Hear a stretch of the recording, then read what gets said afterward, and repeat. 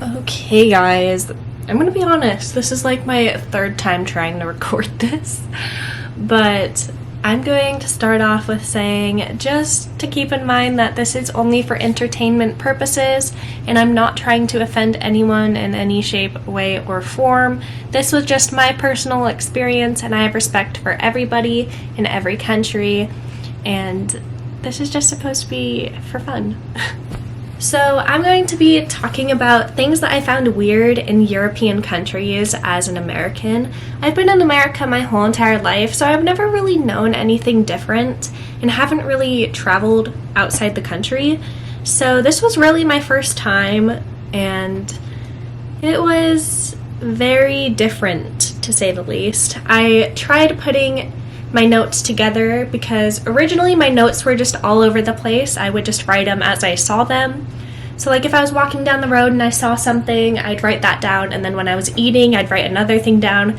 So I tried my best to organize it for myself because the past few times I tried recording this, it was just all over the place and wasn't really video ready, I guess, like published ready. I don't know what I'm saying.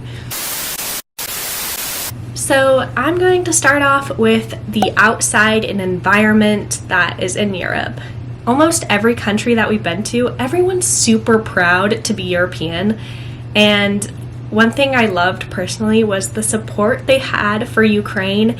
If you don't know what's going on right now, there's currently a war in Ukraine, and the support there was absolutely beautiful. Like everywhere you went, you would see flags, and it was so like humbling to see. I don't know, I just loved it. I love seeing support for other people, and it just makes me really happy. But now I'm going to talk about like the things I found weird. So first off, I'm going to talk about their trash cans. I know it's very weird, but European trash cans are really small. Like American trash cans, European trash cans. European trash cans are super slim and super tiny. It's like a tall box, really. I don't know how to explain it, but I want to know if any Europeans are watching this, how often do you get your trash taken out? Because in America you get it like taken out once a week, and usually ours is full every single week, and we have a bigger trash can, so I don't know how you guys do it. Like, what?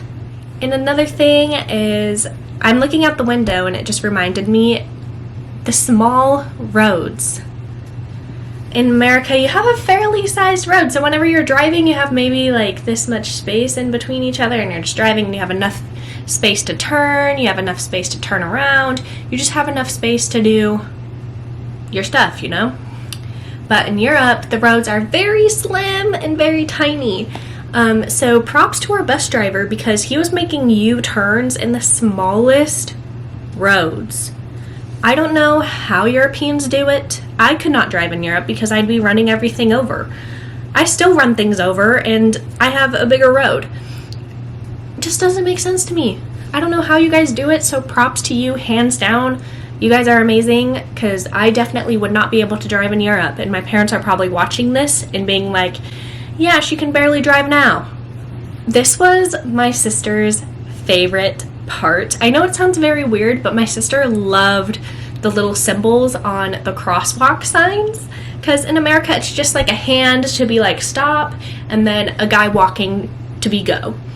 But in, I think it was Germany, I'm not 100% where it was, I'll have to look it up, but they had little people and it was just really cute, and it was really famous. I think you guys know what I'm talking about, but I just have to look it up and see what it was about. But the downside is they don't give you a countdown to when it's going to turn red, because in America you have like, let's just say, I don't know what exactly it is, let's say 30 seconds.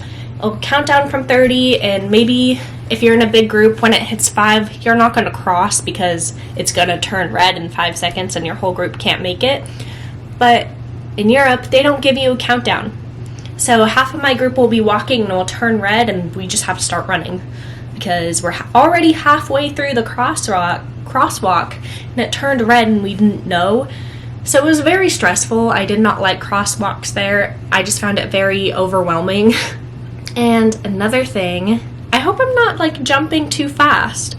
I'm hoping you guys are keeping up perfectly fine. I'm trying my best.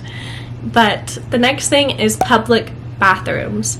I know the Americans that are sitting there right now being like, I know what she's gonna say about public bathrooms. You have to pay for public bathrooms. Wherever you go, if you're sitting in a restaurant, can I use the bathroom? Or like somewhere to eat? Yeah, you have to pay. What do you mean I have to pay? Like, I already bought something from you, why do I have to pay? Like at gas stations, I already bought a snack. Why do I have to pay again to use your bathroom? You know, I don't know. It doesn't make sense to me. But we spent like 2 weeks there, and guess how much money we spent? Over $100 on bathrooms. We could have spent that $100 on a souvenir or a gift for somebody. Something. But no, we spent it on bathrooms. Wasn't my favorite thing in the world. It was low-key kind of frustrating because I had to get used to it. And it threw me off every time. I would often go to the bathroom, like get there, and there will be someone being like, alright, that will be €1. And I'm like, okay, 1 second, because I forgot it. Alright, this one is going to be about subways. This was only, I think, it might be in other countries too, but in Poland, I think it was, or Czech, I think it was Czech, you have to press a button and the door would open. Instead of all the doors opening and all the doors closing, the door that you want to use, you'll have to press a button. And honestly, that makes a ton of sense in my head, and it's much more efficient.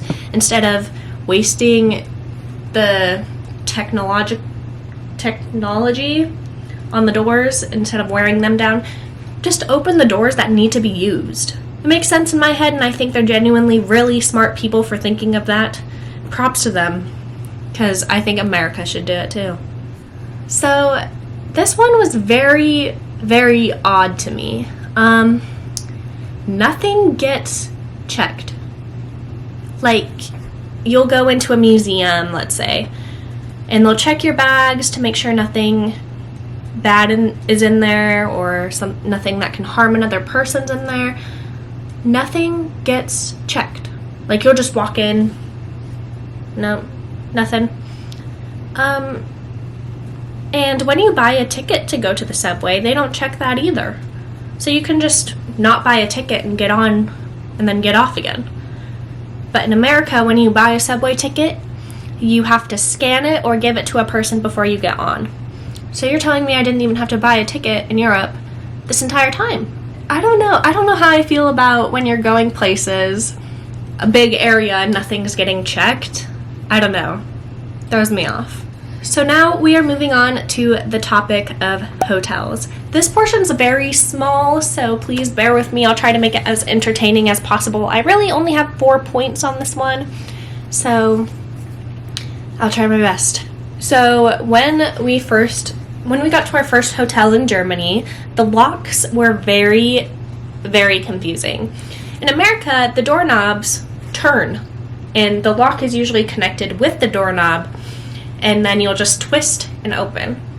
Well, in Germany, the doorknobs don't move. They're just kind of there to push and pull. I don't know if it was just that one hotel, but it took us 5 minutes to get into our room because we couldn't figure it out. And when we walked in, we were expecting some full-size beds, some queens.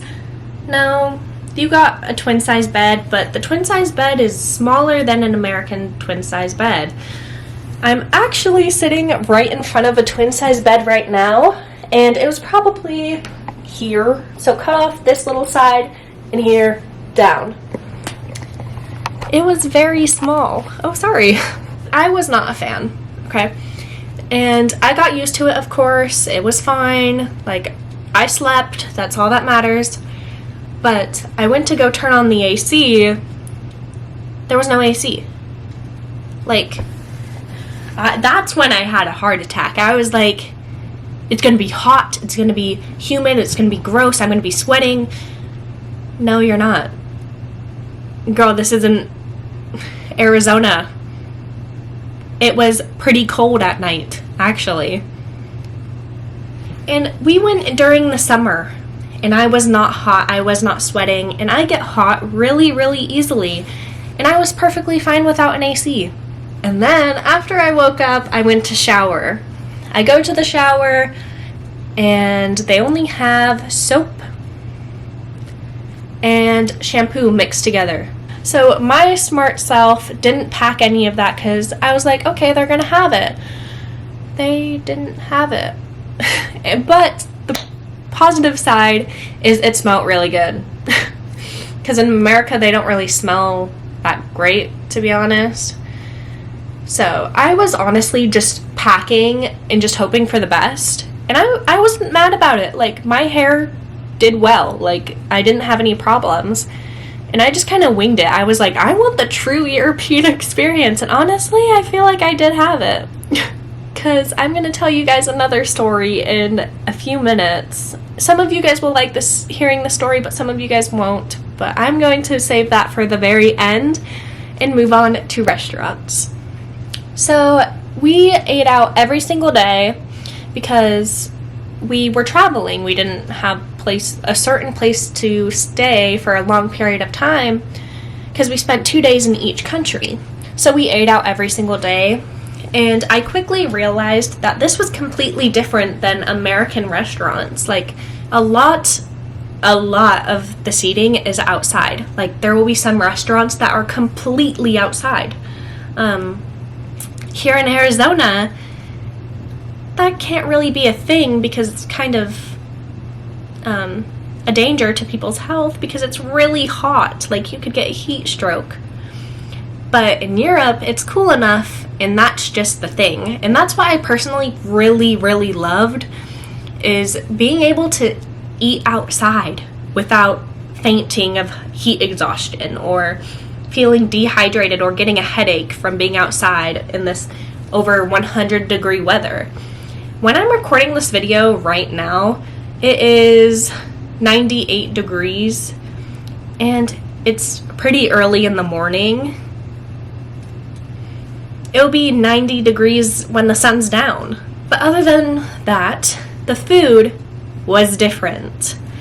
There was not much flavor, to be honest, and when you went there was not really salt and pepper on the table. So you can't add your own, like, spices to it.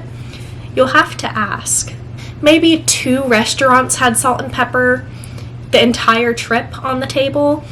But after a while, you kind of got used to it, and it's honestly much more healthy. I lost quite a few pounds after going to Europe, and maybe that's the way to go. This was the hardest adjustment, and the hardest thing to figure out what I had to do to avoid it was sparkling drinks. I wasn't expecting every single drink to be sparkling. Like, my water was always sparkling, my lemonade was sparkling, but sparkling lemonade is actually not that bad. I did not know you had to ask for still water. So every time I ordered water, it was always sparkling, and I was very confused. Finally, I went to a restaurant, and they're like, do you want stilled water? And I'm like, oh yes, I want stilled water. So after that, I finally figured out I had to ask for stilled water. And another thing is you don't get ice. Ice is just not a thing in Europe. So sometimes you'll get it with certain drinks, but most of the time you will not get ice. So sometimes your drink will be room temperature.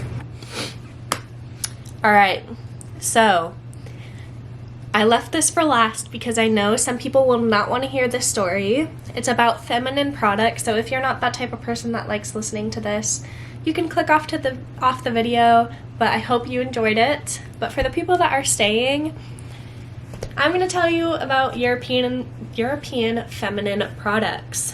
One product in specific.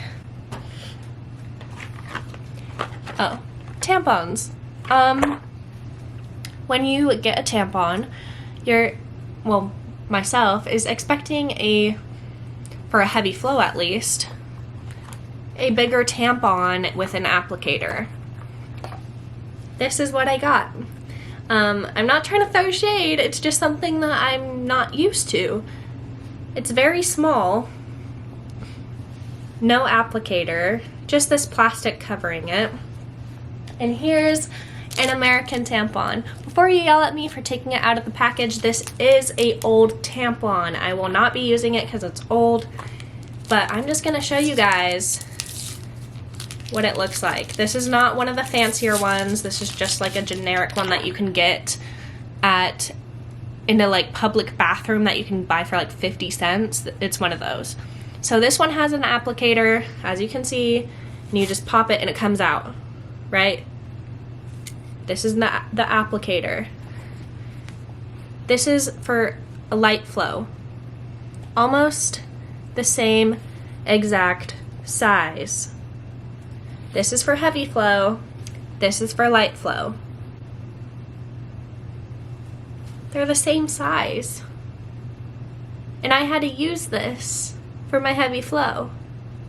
It didn't last an hour, just to let you guys know. And it felt like it was gonna fall out every 2 seconds.